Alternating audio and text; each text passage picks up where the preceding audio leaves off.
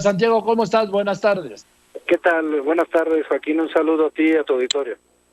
Muchas gracias. A ver, Santiago, pues para hablar contigo, mi primer tema tiene que ser Emilio Lozoya. Ok. Yo sé que tienes limitaciones porque eres como coadyuvante ya, ¿no? De la Fiscalía, ¿es correcto? Sí, exactamente. Se nos otorgó el carácter de víctima por parte en el proceso penal y lo mismo que a Pemex. Y el acuerdo que tenemos es que pues la Fiscalía General de la República es la que va a hacer los planteamientos correspondientes. Pero por parte de la unidad lo que hicimos fue presentar 4 denuncias en su momento, a partir de diciembre de 2018 la primera, 2 de ellas las judicializó ya la Fiscalía General de la República y bueno, estaremos pendientes participando en el proceso penal, pero bueno, la conducción evidentemente en términos de la Constitución corresponde a la Fiscalía General de la República y pues, el acuerdo es que ellos sean los que informen respecto a los avances. Bueno, a ver, te lo planteo de este modo, Santiago.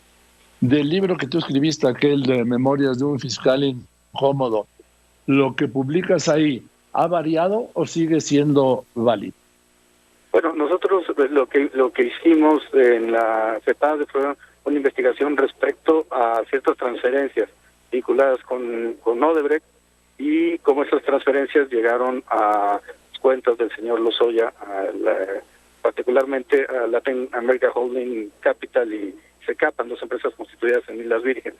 En la UIF, una de las investigaciones tuvo que ver con esto, pero hay otra que está relacionada con Altos Hornos de México y la transferencia por presunta por la venta de la planta de agronitrogenerados, y esto evidentemente en la investigación de FEPADE pues no existía. Se han presentado estas 2 denuncias y otras 2 que tienen que ver con un tema más bien de naturaleza fiscal, pero pues como te comentaba, todo lo que esté relacionado con el proceso penal pues ya le corresponderá a la Fiscalía como instancia constitucional que tiene el monopolio del ejercicio de la acción penal, pues hacer los planteamientos correspondientes y evidentemente pues no sin violentar pues ningún elemento de reserva o de sigilo de la carpeta de investigación. Por eso pues no podría ser, digamos, mayor comentario. Bien, nada más dime si sí se confirmó que porque trabajaba un señor, no me acuerdo su primer apellido, el segundo, Autrey, que trabajaba en Altos Hornos, después de la operación de agronitrogenados pasó a ser director en Pemex. Bueno, sí hay una persona de Autrey relacionada con los hechos. Sí. Bueno, a ver, entonces, la última vez que hablamos, cuando yo te dije que te habías metido con el dinero de los cárteles, ¿sí? Porque a los narcotraficantes les puedes pegar, como te dije aquel día, en la honra, en la mujer, en lo que sea, incluso hasta en la libertad, menos en el bolsillo. Y yo te mencioné que si tenías claro, Santiago, el nivel de riesgo que habías asumido al tocar a estos delincuentes. Y lo que hemos hecho ha sido una estrategia integral con todos los elementos del Estado mexicano. Como alguna vez lo comentamos, no basta con detener o abatir a los líderes de los cárteles. Creo que es un paso muy importante, por cierto, la detención de El Marro para el proceso de pacificación del Estado de Guanajuato, donde la unidad jugó pues, un papel también al congelar las cuentas de todo el entorno cercano del Marro y de las empresas de adquisición de ganado, de transportes y una gasolinera que estaban relacionadas con la operación de Cártel Santa Rosa de Lima. Pero bueno, no solamente se trata de detener a los líderes y a los sicarios narcomenudistas, porque mientras haya recursos de narcomenudistas para pagar espacios para narcomenudistas y para sicarios, pues va a seguir actuando el grupo criminal. Por tanto, el combatir las estructuras financieras de los grupos criminales es el segundo paso. Pero esto es insuficiente mientras no se combata la corrupción política que les da cobijo, o la corrupción policial, judicial o ministerial que les genera un halo de protección jurídica, y evidentemente que no se combata pues la base social de los grupos delincuenciales. Por tanto, el enfoque tiene que ser integral, holístico, para poder tener mejores resultados. Y lo que hemos hecho es 3 acuerdos. o complicidades, perdón, antes de que me digan los tres acuerdos, o complicidades a nivel empresarial, porque hay muchos negocios que florecen con el financiamiento del narcodinero. Sí, efectivamente, los mecanismos que hemos identificado para el lavado de dinero en el país abarcan despachos de abogados, contadores, fútbol del segundo nivel, que han sido, digamos, utilizados como vehículos para lavar dinero. Y todo este proceso evidentemente tiene que ir acompañado por un proceso de congelamiento de cuentas, de denuncia ante la Fiscalía General de la República y de intercambio de información con las autoridades, particularmente de Estados Unidos, pero también con las autoridades subnacionales en México y las otras agencias federales, para poder tener, pues insisto, un combate global hacia la problemática de la delincuencia organizada en México. Yo le llamaría eficaz porque, insisto, coincido contigo, mientras no les toquen el bolsillo seguirán operando. Sí, y aunque sabemos que una buena parte de la operación es en dinero en efectivo, las tipologías detectadas permiten advertir cómo se compran vehículos de lujo, cómo blindan vehículos de lujo, cómo compran joyas, arte, oro. Hay una parte importante de la operación de grupos delictivos en la comercialización de oro. Por ello, pues lo fundamental para nosotros es poder generar esa información que sea trasladable a las carpetas de investigación y que se judicialicen los casos. Creo que esa es digamos, la posición por parte de la unidad y de las demás agencias con las que trabajamos. Ha habido 3 acuerdos de bloqueo generales a los cárteles, uno con el de Santa Rosa de Lima, con información que nos proporcionó el Centro Nacional de Inteligencia, la Sedena, CEMAR, otro del cártel de Sinaloa, con igual información de las mismas 4 áreas, Sedena, CEMAR, Centro Nacional de Inteligencia y la propia Unidad de Inteligencia Financiera, y después con la colaboración también de la DEA se generó el acuerdo global de cártel Jalisco Nueva Generación. Hay que ver que también hay mecanismos que van mutando con fideicomisos, con personas jurídicas para ir moviendo el dinero y después los dejan de utilizar. Por eso será lo importante hacer un acuerdo general de bloqueo. Me ibas a dar los 3 pasos, las 3 decisiones. Sí, yo creo que el proceso central de combate a la delincuencia organizada tiene que ir con ese enfoque y tiene que haber siempre una política general, una política de Estado que implique la seguridad, la prevención del delito, la procuración e impartición de justicia. Las jueces deben estar muy claras de dónde se encuentra el enemigo del Estado y finalmente tiene que haber un modelo de ejecución de penas que nos permita ser eficaz, como tú mencionas. Ahora, en el caso de El Marro, ¿cuántas cuentas aseguraron? Porque eso es impresionante, Santiago. Bueno, en el caso del Marro fueron solo 99 cuentas. Las 88 primeras fueron en 2019, en marzo entre abril y junio de 2019. Y después en 2020, en julio, se generó un acuerdo de bloqueo para 11 personas físicas que estaban relacionadas con la estructura jurídica de defensa del Marro y que por la información que proporcionó el Centro Nacional de Inteligencia. Lo que se ha hecho es trabajar de forma muy coordinada con el Centro Nacional de Inteligencia, con el Gabinete de Seguridad y entregar la información para que procedan los bloqueos. Dime una cosa, ¿es verdad hay un proyecto de ampliar las facultades de la UIF? ¿Este proyecto ya es realidad o siguen trabajando en él? No, hay una serie de iniciativas que han presentado varios legisladores, Ricardo Monreal y Alejandro Pimenta por parte de Morena, pero también Marcela Torres Stenberg y Minerva Hernández del PAN.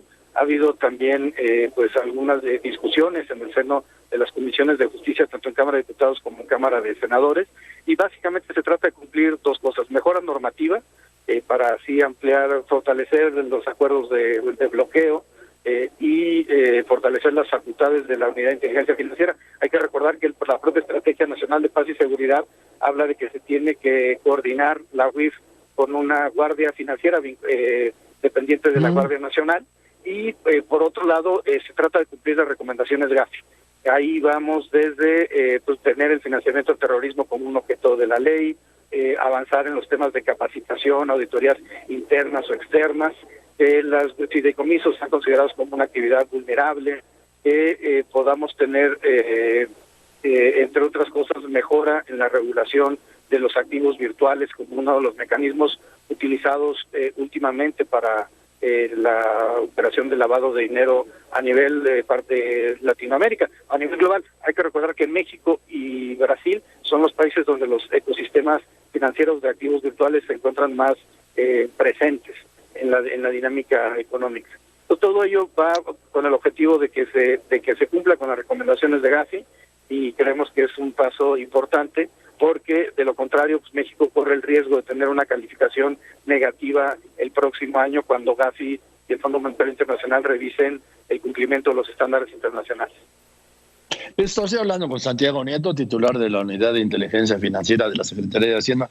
Me parece muy interesante. Yo conozco el caso italiano, entre otros, Santiago, que existe la Guardia de Finanzas, ¿sí? Le llama Guardia de Finanzas, y opera como un cuerpo policíaco que no tiene ningún otro cuerpo policíaco que ver con ellos. Sí, es el modelo italiano o el modelo español, son modelos que han desarrollado estas guardias para que funcionen como primeros respondientes y sobre todo para que tengan un nivel de especialización. Hay que recordar que el lavado de dinero pues, es un delito de naturaleza financiera y por tanto no se persigue de igual forma como se perseguiría el delito de robo o de fraude. Por tanto, sí es importante que haya este tipo de órganos especializados. Hemos estado en contacto con el general Bucio y se han generado pláticas para ver cómo puede desarrollarse esta idea que forma parte de la Estrategia Nacional de Paz y Seguridad. Y creo que lo conceptual aquí es pues, definir qué tipo de UIF queremos. La UIF mexicana, sino una UIF por su propia naturaleza administrativa, pero hay UIF policiales, hay UIF judiciales, aunque en realidad deberían llamarse ministeriales, y también hay UIF híbridas, que componen o incorporan varios elementos. Lo que debemos pensar es, digamos, la reflexión tiene que ser de qué forma hacemos que el modelo UIF sea más eficaz pues, para cumplir con los objetivos que es combatir el lavado de dinero y los delitos predicados. Particularmente en México lo que tenemos es corrupción política, narcotráfico, narcomenudeo, tráfico de especies, por supuesto trata de personas, entre otras conductas delictivas que siempre van a tener un componente de carácter económico. Así es, yo sí estoy, te digo, ahora que me dices del caso España también, lo conozco mucho menos que el caso italiano, pero sí es darle, darle, a ver si no lo digo mal, darle dientes a la UIF, darle cómo operar mejor, ¿no? Sí, se cortó. Sí, gracias por podernos conectar otra vez. Que si se trataría de darle a la UIF, a la Unidad de Inteligencia Financiera, unos dientes que hoy no tiene. Sí, a ver, yo creo que lo primero sería esto que está en la Estrategia Nacional de Seguridad. En segundo lugar, el tema de las unidades de inteligencia patrimonial y económica de las entidades federativas.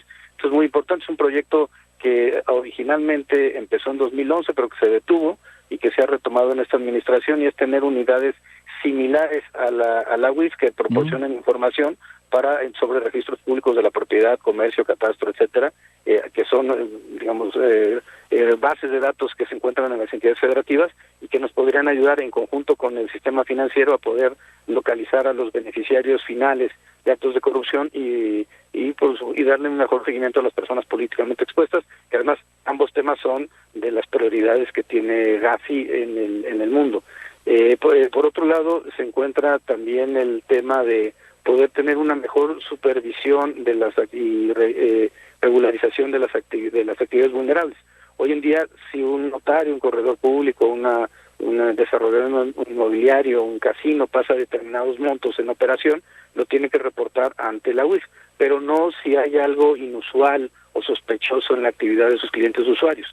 Y creemos que esta parte es una parte también importante para ir perfeccionando el modelo de prevención del lavado de dinero y combate al mismo. Y bueno, creo que todo este proceso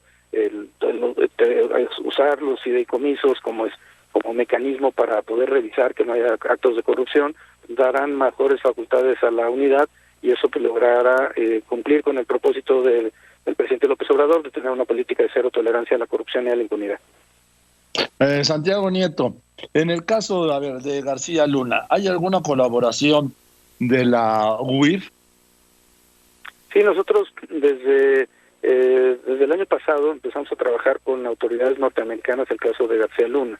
Esto nos permitió que cuando fue detenido en Estados Unidos, nosotros ya teníamos una investigación bastante avanzada y eso permitió hacer el congelamiento de cuentas el mismo día, al tener ya los fundamentos de la actividad ilícita. Básicamente era una empresa constituida en Panamá en 2005, que en 2011 empieza a operar en México. Además hay la contratación de un software para el espionaje telefónico, y ese software fue vendido a la Secretaría de Seguridad Pública, pero se lo quedó García Luna, y a partir de ahí esta empresa empieza a transaccionar de forma muy importante en México. Tenemos contratos por más de 2.600 millones del gobierno federal anterior y 77 millones de dólares, y era enviando el dinero a Panamá, a Curazao, a Letonia, a Israel, y de ahí también pagándole a Estados Unidos el ritmo de vida de García Luna.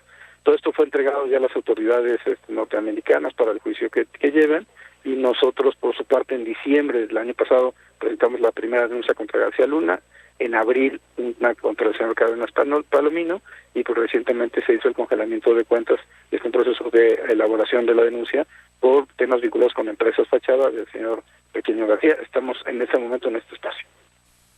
En el caso de, me dices tú, esos dos, yo lo recuerdo, sí, Luis Cárdenas Palomino, ¿él por qué le congelaron las cuentas?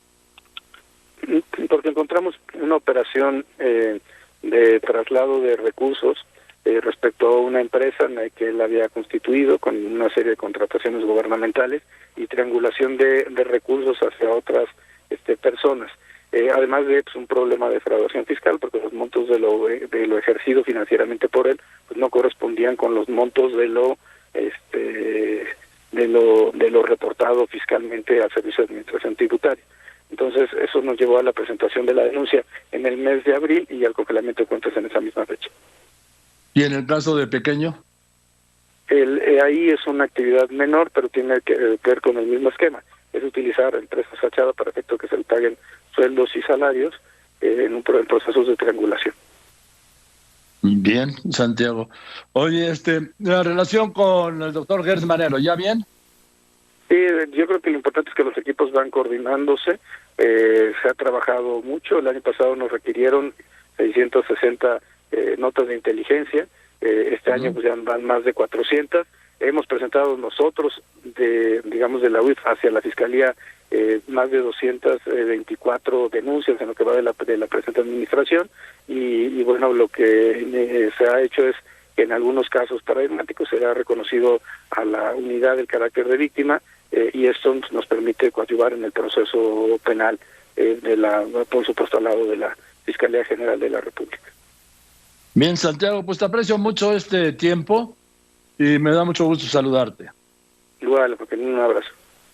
Buenas tardes. Otro es Santiago Nieto, el titular de la Unidad de Inteligencia Financiera.